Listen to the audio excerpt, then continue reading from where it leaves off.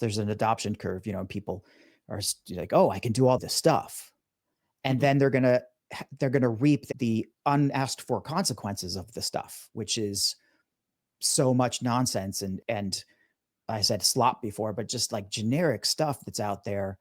Mark Schaefer, my friend and mentor and author supremo, always he calls it the pandemic of dull, you know. Mm. And I've heard it called AI slop. I think Martin Waxman said that. And it's true. Like this is the problem that unlimited content capabilities gives you. And especially when you're in a decision making position in a company or you have budgets under you, you're like, all right, I can get a lot more for a lot less. Let's just keep pushing in that direction.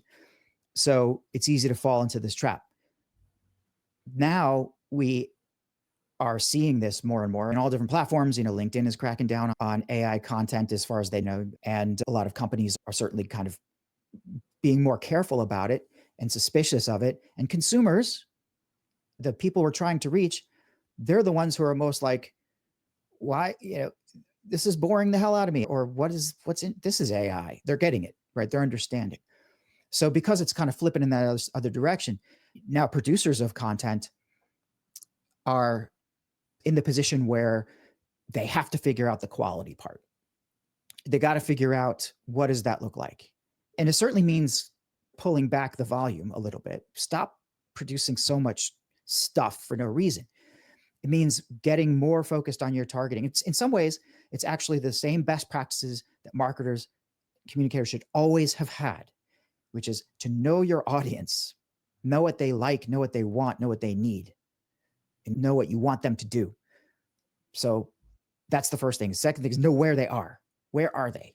You understand where they are, then you understand, okay, it's that platform. I'm going to write it this way. If it's email, I got to write it that way. Or if they're on YouTube all the time, oh shit, I'm doing video. So you have to understand these different things. And then you have to understand all the other qualities of these people, like what are their desires and what's the do they like baseball or this kind of stuff, so that you can start to work in the personalities and understand how that affects your stories.